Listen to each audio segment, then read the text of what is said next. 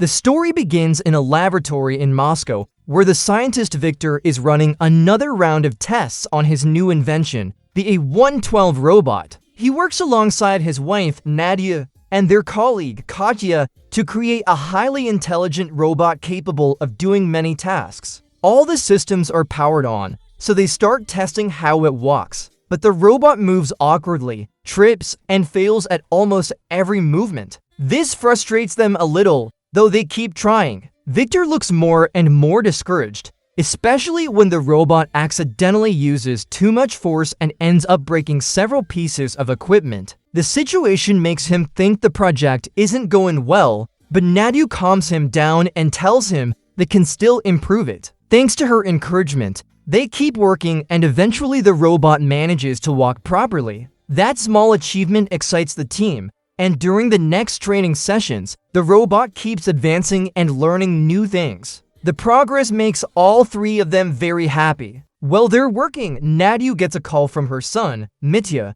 She's busy, so she doesn't answer and just tells him to try calling his dad. Then she asks Victor to see what their son needs. Victor calls him, and Mitia asks if he can pick him up from school because he isn't feeling well and doesn't want to go to math class. But Victor thinks he's lying to get out of class, so he tells him to stop making excuses and that he needs to focus and study. Mitia tries to respond, but Victor hangs up. Right after that, a group of students shows up behind Mitia and starts bothering and teasing him. Annoyed, Mitia walks into the classroom and asks the teacher if artists need to know math to make their artwork. The teacher tells him yes, using Leonardo da Vinci as an example, explaining that before painting his famous works, he also created various engineering inventions. This irritates Mitia even more, and his classmates start laughing at him again. Hours later, the teacher collects the class assignments, but when she checks Mitia's notebook, she sees he didn't answer any of the questions.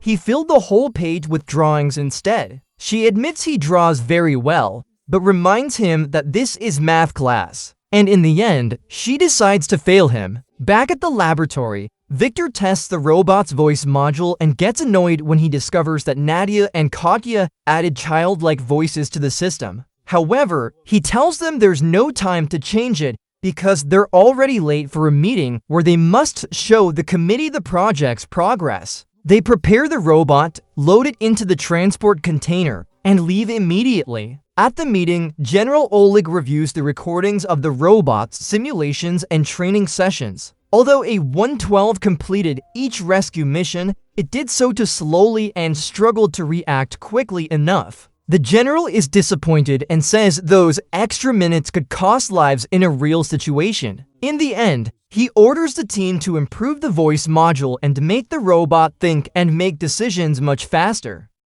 Later, as he walks through the city, Mitia runs into Grant, a street cleaner who is very close to him. Mitia angrily tells him that his teacher sent him to the principal's office. Grant tries to calm him down and even asks if he wants him to go to the school instead of his parents. But Mitia says they can't do that and thanks him for the support. After talking for a while, Grant says goodbye and leaves. Meanwhile, in the lab, Victor stays alone with the robot and starts talking to it. He asks why it performed so poorly in its tests. The robot answers that maybe it's just having a bad day, but that comment only makes Victor angrier. To try to calm him down, A112 says it was looking at the picture of his family and asks about the family values the general mentioned at the meeting. Annoyed, Victor tells him that doesn't matter. The robot, confused, asks whether the scientists are his family, but Victor tells him no, that they are not his family, and that he is nothing more than a project, just work. This makes the robot feel disappointed. Then everyone leaves the laboratory, leaving the robot completely alone. When Victor and Nadia return home, they scold Mitia for the drawing he made in his math notebook. Victor tells him his drawings aren't good, and that he needs to study hard if he wants to become a scientist like his parents. Frustrated, Mitia replies that he'll never be like them, which leaves Victor even more disappointed. Back at the laboratory, the robot starts exploring the place, trying to learn more. He finds a Russian dictionary and looks up the word family, but that definition doesn't help him understand what he's feeling, so he concludes that he needs to find a real family. With that idea in mind, he begins walking around the lab, searching for an exit. Using a blowtorch built into one of his fingers, he opens a door and escapes. Outside, the robot walks through the city and is almost hit by a tram. A little farther ahead, he comes across two boys spray painting graffiti on a wall. When they hear the robot's voice, they panic and one of them slips and falls. The robot saves him just in time, but the boys run away anyway, terrified. Their reaction saddens the robot. A few minutes later, the robot approaches a group of construction workers and asks them to finish their shift because they're making too much noise. The men get scared and run away. Confused by how people react to him, the robot looks again at the photo he took in the lab and wonders where his family is. The next day, Victor and his team arrive at the laboratory and panic when they discover that the prototype has escaped. Meanwhile, at school, the teacher tells the class that there will soon be a robotics competition and recommends that everyone participate. Mitia gets ready to leave, and the teacher asks why he doesn't want to join if he considers himself an artist. That comment makes his classmates laugh at him again, so Mitia storms out, angry. At that same moment, the robot reaches Victor's apartment. He uses his robotic finger to form a key and unlock the door. Once inside, he sees his reflection in the mirror and becomes sad when he realizes he's still completely alone. Suddenly, he hears someone enter and quickly hides. Mitia arrives home, throws his backpack, and heads to the bathroom. While washing his hands, he's shocked to see the robot offering him a towel. Startled, he bangs his elbow against the sink. When a 112 tries to help him, he activates his paramedic mode to provide medical assistance. This scares Mitia even more, and he runs to his room, jumping onto his bed. The robot tells him he doesn't want to hurt him, he just wants to help with the injury. But when he sees that the boy is actually fine, he calms down. The robot introduces himself, explaining that he is a multifunctional rescue robot. Then he tells Mitia how he entered the apartment and shows him his voice options. Mitia laughs at the robot's strange voices. A moment later, the robot says he is looking for a family and shows Mitia the photo he took from the lab. Mitia becomes sad and tells him that's not a real family because Nadia and Victor only think about themselves. The robot replies that he has felt the same way because he thinks he disappointed all the scientists who created him. Realizing they have a lot in common, Mitia decides to introduce himself properly. Now that he knows the robot wants a family, the boy wants to be his friend, and also give him a nicer name. After thinking for a moment, Mitia suggests calling him Robo. The robot gets excited immediately and happily accepts his new name. Meanwhile, at the laboratory, the scientists meet with General Oleg. He is furious that a 112 escaped and says the robot could become dangerous if it keeps roaming free, so they must deactivate it as soon as possible. The team is saddened by his decision. When they return to the room where they worked, they notice that the family photo the robot had is also missing. This worries Victor, so he decides to go check his apartment. At home, Mitia is watching television with Robo. Suddenly, they hear Victor arriving. Robo quickly hides while Mitia tries to distract his dad. Victor searches the entire apartment looking for the robot, but Robo manages to hide without any trouble. As soon as Victor leaves, Mitia hands his computer to the robot so he can learn more things. Robo processes thousands of pieces of data per second and increases his knowledge almost instantly. After that, Mitia takes him to Grant's workshop, a place where the boy keeps his drawings and creates his own artwork. Robo gets excited when he sees Mitia's art and asks why the drawings don't have perfect symmetry. Mitia tells him that art doesn't need to be perfect, it just needs to be beautiful. To prove it, he takes Robo to the window and shows him the sunset. Robo is amazed and begins to think that Mitia is a true artist. The boy even creates a special signature and draws it on Robo's arm, like a personal mark. But since he has to go to school the next day, he asks the robot to stay hidden in the workshop. To make sure he doesn't get bored, He leaves him a pen so he can draw whenever he wants. Meanwhile, far from there, General Oleg listens to the report from the leader of his agents. They have searched a large part of Moscow, but still haven't found the robot. Understanding how serious the situation is, the general orders them to expand the search to all the neighborhoods near the laboratory and issues an emergency alert so citizens can report any trace of the robot. Hours later, Victor and Nadia are having dinner with Mitia. Nadia notices that her husband is discouraged and asks what happened. Victor explains that he had a meeting with his boss, who told him the laboratory will be shut down. Mitia asks why, and Victor tells him the truth. Since the A112 robot disappeared, if they don't find it and destroy it soon, they could lose their jobs. Mitia stays quiet, keeping Robo's secret. The next day at school, Anton, one of the students, uses his robot to annoy the teacher. The teacher gets angry, and Anton throws the remote control toward Mitia to blame him. Mitia doesn't even have time to explain what happened before the teacher kicks him out of the classroom. Later, during physical education, Mitia hears several students talking about the missing robot. When he hears the nonsense Anton is saying, he decides to confront him. But Anton refuses to back down and mocks him in front of everyone. This makes Mitia lose his patience, and he tries to hit him. The gym teacher quickly jumps in to separate them, and Mitia,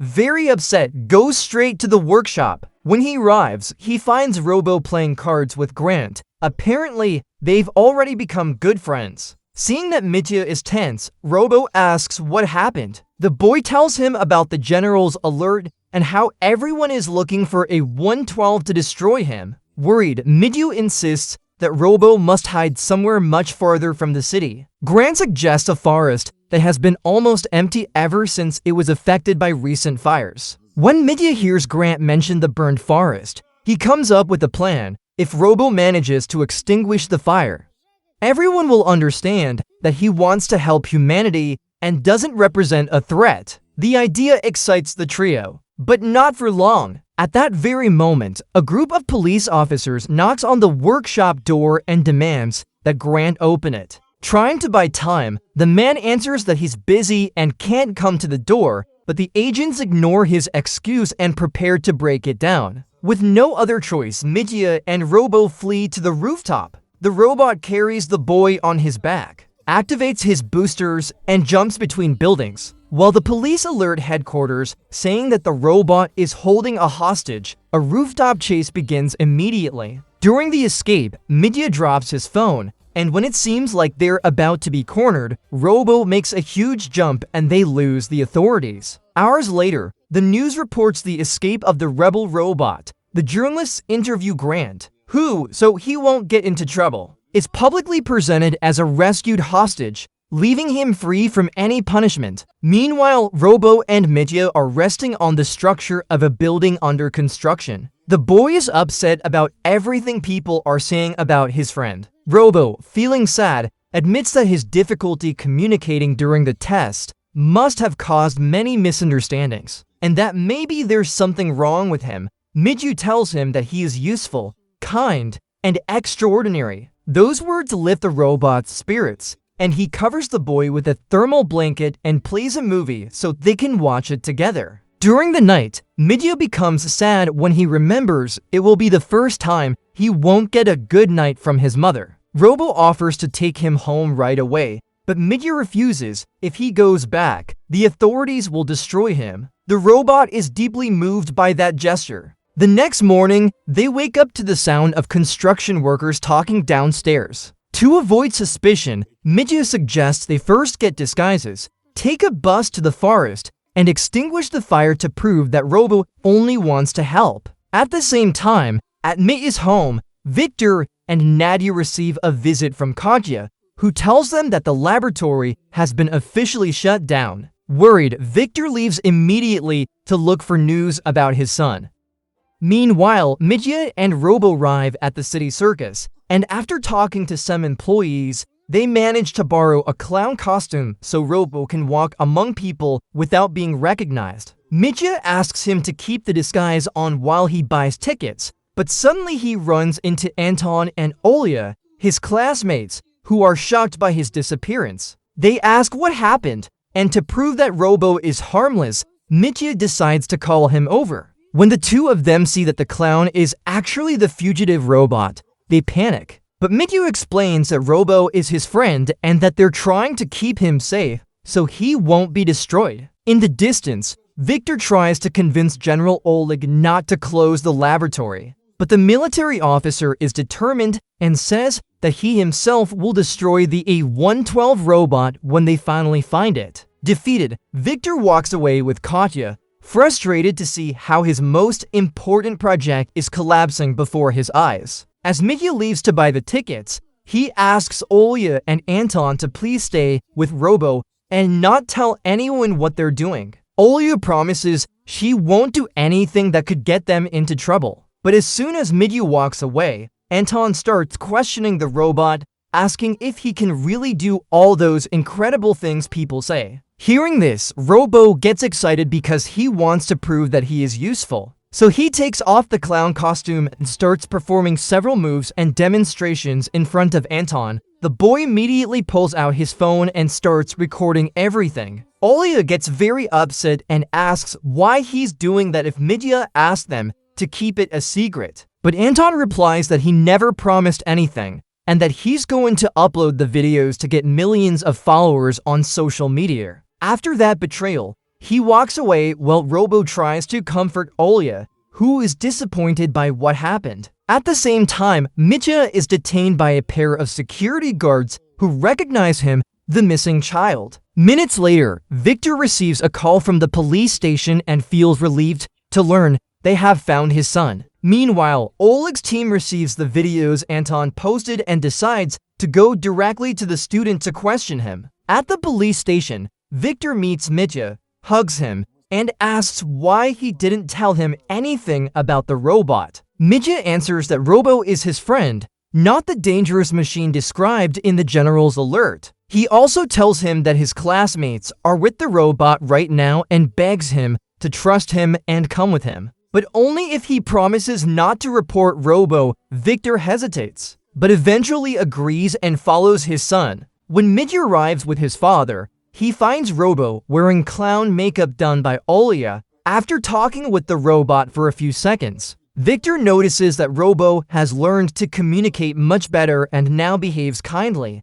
calmly, and politely. But at that moment, a squad of police vehicles appears driving through the streets. Mitia realizes it wasn't his father who called them, so they understand they're in danger. The group starts running and reaches a loading dock, but before they can hide, soldiers surround them. Oleg steps forward and orders Victor to move the children away so he can neutralize the robot with his electromagnetic weapon. Victor refuses, so the general decides to use force. The soldiers advance to pull the children away, kids who are standing round Robo, protecting him. Just then, one of the cables holding a huge shipping container being moved by a crane snaps, and the container begins falling right over the group. Robo doesn't think twice. He runs under it and holds it up with his own body to keep it from crushing his friends. But the weight is too much. His parts start failing, and he shouts for the kids and Victor to move away. Desperate, Mitia screams for Robo, but before anyone can help, the weight overcomes the robot and the container comes crashing down, completely crushing him in front of everyone. The scene leaves even Oleg shocked. Minutes later, the police manage to lift the container. With tears in his eyes, Mitia approaches the destroyed robot to say goodbye. Victor tries to comfort him, but before they leave, Mitia hears a sound. Robo begins to reactivate. The group gets emotional seeing that he survived the impact. They help him stand and they leave together. Sometime later, Mitia shows his drawings of the whole adventure he lived with his robot friend. He shows them to Olya and Robo, who both feel proud of him. Finally, everyone gathers for dinner, and Robo takes Nadia's phone so he can have, for the first time, a photo with his own family. Don't forget to like and subscribe and let me know what you think about this movie.